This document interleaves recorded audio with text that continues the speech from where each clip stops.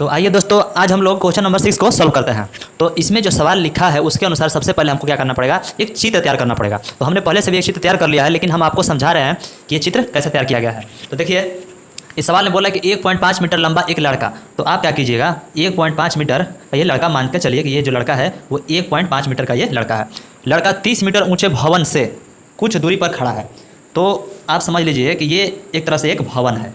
भवन मतलब ये घर है, ऐसे घर हो सकता है कि इसमें ये ईंटा जोड़ा गया है। तो ये समझ मान के चलिए कि ये आपका भवन है, और ये जो भवन है वो 30 मीटर ऊंचा है। ये भवन की ऊंचाई है 30 मीटर। तो जो लड़का है वो भवन से कुछ दूरी पर खड़ा है। इस सवाल में लिखा है, देखिए कुछ दूरी पर खड़ा है, तो समझ लिए कि यहाँ से यहाँ तक कुछ दूरी है। फिर आगे बढ़ते हैं, जब वह ऊंचे भवन की ओर जाता है, कहने का मतलब ये जो है ये भवन की तरफ आगे बढ़ रहा है, तो तब उसकी आंख से भवन के शिखर, तो ये है आपका भवन, और यहाँ पर जो है ये है कहलाता है शिखर। ठीक है, तो शिखर का उन्नयन कोण 30 डिग्री से 60 डिग्री होता है। कहने का मतलब है जब वो खड़ा था तो उसकी आंख से उन्नयन कोण, मतलब आंख को ऊपर उठाना पड़ेगा इसको यहाँ देखने के लिए, तो ये होता है उन्नयन कोण। तो यहाँ पर था 30 डिग्री। ठीक है, और जब वो कुछ आगे बढ़ता है, इसमें लिखा है उसकी आंख से, देखिए जब वो ऊंचे भवन की ओर जाता है, मतलब अभी गया नहीं, अभी रुका है, जाता है, तब उसकी आंख से भवन के शिखर का उन्नयन कोण 30 से 60 डिग्री होता है। जब वो रुका था तो 30 था, लेकिन जब वो आगे जाता है तो 30 से फिर 60 हो जाता है। तो मान लीजिए कि ये कुछ यहाँ पर आ गया, ये कि लड़का यहाँ से यहाँ आ गया, तो 30 ले अब क्या आ रहा है उसका उन्नयन कोण आंख का 60 डिग्री हो जाता है। ठीक है, तो आपको ये बताना है कि बताइए कि वह भवन की ओर कितनी दूरी पर गया। कहने का मतलब है कि यहाँ था तो 30 था और आगे बढ़ा तो 60 डिग्री पर पहुँच गया। तो आपको ये बताना है कि यहाँ से यहाँ तक डिस्टेंस कवर करने में उसको कितना दूरी तय करना पड़ा, यही आपको बताना है।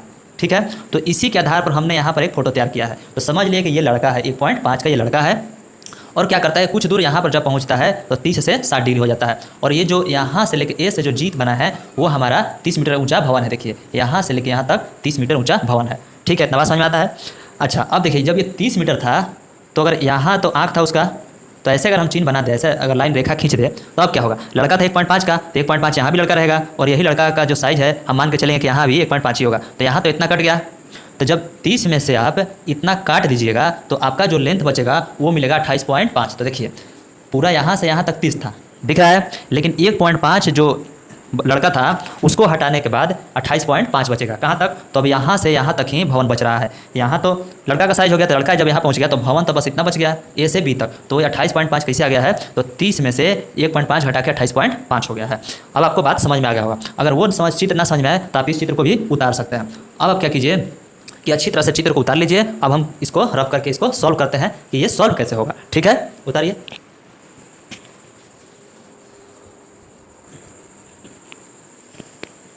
तो अब हम इसको सॉल्व करते हैं। तो हमने आपको बता दिया है कि ये चित्र कैसे तैयार किया गया है। अच्छा, अब उसके बाद आपको एक काम करना है कि जो इसमें दो त्रिभुज बन रहा है ना, उसको आप अलग कर लीजिएगा अपने समझने के लिए। तो देखिए हम इसमें दो त्रिभुज को सेलेक्ट किया है, ए बी, और पूरा देखिए कहाँ से कहाँ तक, ए से बी और बी से ये डी तक हमने इसको पहले निकाल लिया। तो आपको यहाँ समझ में आ रहा होगा, ए बी और डी, इसमें 30 डिग्री था तो 30 डिग्री लिख दिए हैं, और ये जो यहाँ से यहाँ तक था वो 28.5 था। तो एक त्रिभुज ये बन गया। और दूसरा त्रिभुज अगर निकाले, दूसरा त्रिभुज ये है आपका, यहाँ से ए बी और ये सी की तरफ, तो इसको जब यहाँ निकालिएगा तो आपका कुछ इस तरह से बन जाएगा, ए बी सी, और इसमें 60 डिग्री का एंगल है तो 60 डिग्री हो जाएगा, और 28.5 इसमें भी था, और यही 28.5 इस त्रिभुज में भी है। तो ये आप समझ गए होंगे। अब इसको देखिए क्या करना है। अब देखिए बारी बारी से दोनों त्रिभुज को हम सॉल्व कर देंगे। तो देखिए समकोण त्रिभुज ए बी सी में पहले देखना है। तो समकोण त्रिभुज ए बी सी यहाँ पर है। ठीक, तो इसमें लंब देखिए, लंब ए बी कितना है, 28.5, यहाँ पर लंब है तो हम यहाँ पर 28.5 उसको भर लेंगे। आधार बी सी, यहाँ पर देखिए बी सी खाली है तो यहाँ पर हम भी खाली छोड़ देंगे। अच्छा, हम बी सी क्यों निकाले हैं, इसका क्यों नहीं मान निकाले हैं, तो इसमें पूछा गया था कि वो कितने दूरी चला है। तो चला है तो जाहिर सी बात है कि यही लाइन का चक्कर है, मतलब इधर से इधर ही गया है, ऊपर तो चढ़ नहीं रहा था। तो इसीलिए हमने यहाँ पर बी सी का मान निकालने की कोशिश किया है। तो बी सी को खाली छोड़ दिया है। थीटा इसमें कितना है, तो 60 डिग्री है, तो हम यहाँ पर 60 डिग्री भर लेंगे।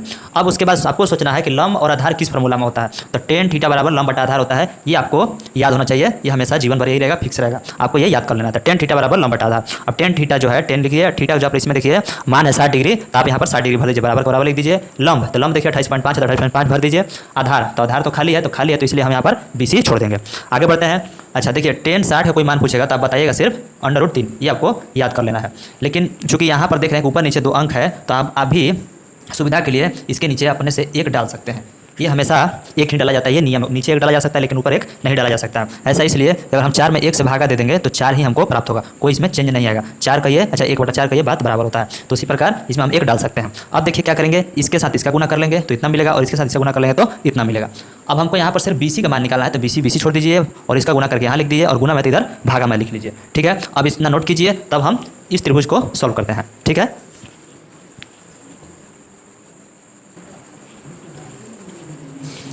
तो चलिए अब हम क्या करते हैं, अब हम इसको सॉल्व करते हैं।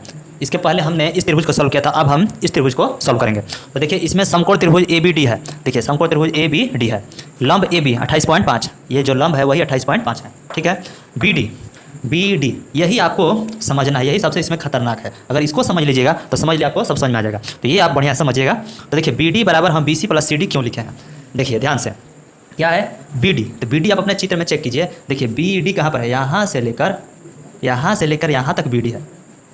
तो BD कितना है, तो देखिए यहाँ पर B है और यहाँ पर D है। ठीक, अब इसके बीच में एक C भी पड़ता है, तो BD यहाँ से यहाँ तक है, तो इसमें 2 पार्ट हो गया, एक पार्ट हो गया BC और एक पार्ट हो गया CD। तो वही हमने यहाँ पर लिख दिया है BC + CD। अगर हम इन दोनों को जोड़ते हैं तब BD तैयार होता है। कहने का मतलब है कि इसमें से अगर BC को काट लिया जाए तो यहाँ मिलेगा, और इसको भी यहाँ से काट लिया जाए तो CD मिलेगा। अगर इन दोनों को जोड़ेंगे तब ना यहाँ से डायरेक्ट तैयार हो जाएगा BD। सही है, तो हमने इस प्रकार से यहाँ पर BC + CD लिखा है। ठीक है, अब आप सुविधा के लिए यहाँ पर C समझ सकते हैं कि यहाँ पर C था। अब देखिए इसमें कितना थीटा है, तो थीटा है 30 डिग्री, तो हमने यहाँ पर 30 डिग्री भर दिया। अब वही आपको फार्मूला सोचना है कि लंब और आधार किस फार्मूला में होता है, तो tan थीटा बराबर लंब बटा आधार होता है। ये आपको याद कर लेना है, हमेशा के लिए याद कर लीजिए। tan का tan लिखिए, थीटा इसमें 30 डिग्री था तो 30 डिग्री भरिए, बराबर का बराबर लंब, तो लंब है 28.5। अच्छा देखिए आधार किस त्रिभुज में, तो इस त्रिभुज में आधार आपसे कोई पूछेगा तो जो नीचे पड़ रहा है ना वही आधार है। तो आधार तो 2 पार्ट में बटा हुआ है, तो वही आधार हम भर दिया है BC + CD। देखिए यहाँ भी लिखा है BC + CD। अब क्या करेंगे, tan 30 डिग्री का मान होता है 1/√3, ये आपको याद कर लेना है, ये याद कर लेना है और याद कर लेना है। tan 30 डिग्री का मान 1/√3 होता है, बराबर को बराबर लिखिए 28.5 का 28.5 और इसको 10 का 10 उतार दीजिए। ठीक है, अब आप क्या कर सकते हैं कि इसके साथ इसका गुना कीजिएगा तो इतना मिलेगा, और इसके साथ इसका गुना कीजिएगा तो ये मिलेगा। ये हो गया आपका समीकरण 2। इसके पहले जब हम इसको सॉल्व किए थे तो उसमें मिला था हमको समीकरण 1, अब इसको सॉल्व किए तो इसमें मिला समीकरण 2। अब हम क्या करेंगे, समीकरण 1 2 को आपस में तुलना करेंगे, करके देखेंगे या कोई और मेथड से इन दोनों का आपस में तुलना करके आंसर ढूंढेंगे। तो इसको उतारिए, फिर हम उसको सॉल्व करते हैं।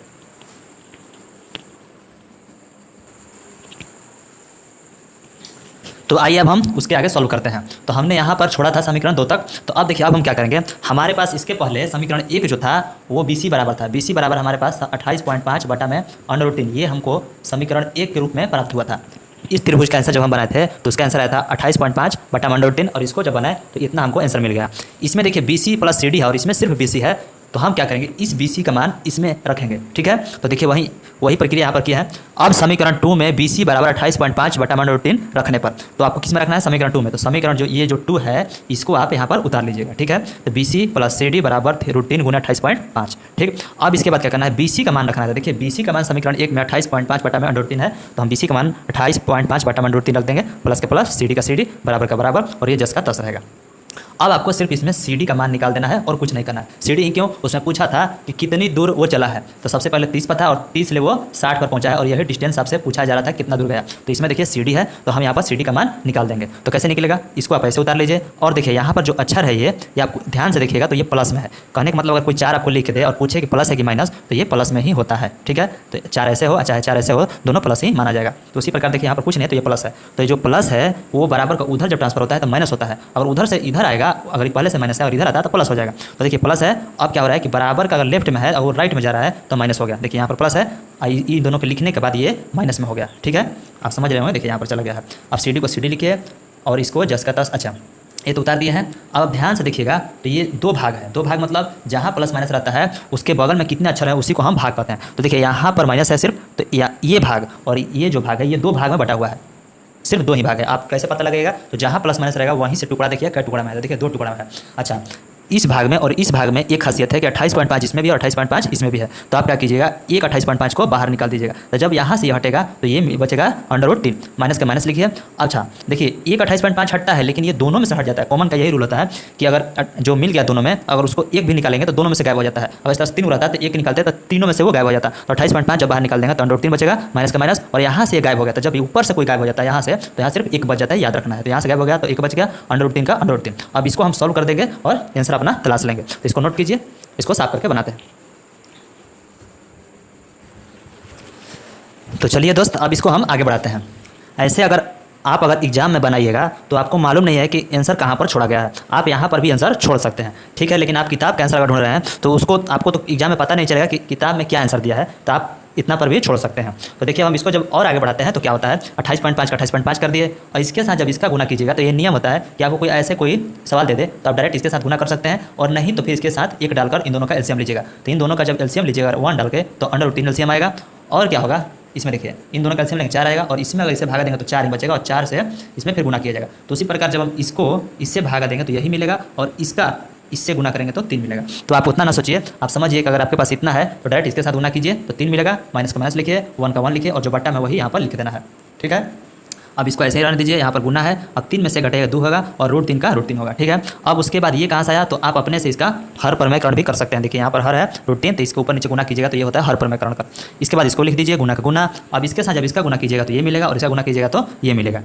अब देखिए यहाँ से आपके पास बहुत सारे रास्ते हैं आगे बढ़ने के, तो देखिए हम क्या करते हैं, अगर 3 से अगर इसको भाग दे दे तो आपको मिलेगा 9.5, ठीक है। और ये आपका आंसर हो जाएगा 9.5 गुने 2 गुने 1.732। कहने का मतलब है, तो ये तो यहाँ पर बैठ गया गुना का गुना 2 का 2, और इसका अगर मान भर दीजिएगा तो ये आपका आंसर हो जाएगा, और जब इस सबको गुना कर दीजिएगा तो आपको कुछ ना कुछ आंसर प्राप्त हो जाएगा। अगर आप किताब का आंसर ढूंढ रहे हैं तो देखिए किताब में क्या आंसर और हमारा आंसर क्या है, दोनों को हम आपको टैली करा के दिखाते हैं कि ये गलत है कि सही है, ठीक है। इतना नोट कीजिए, उसको रब करके हम आगे बढ़ाते हैं।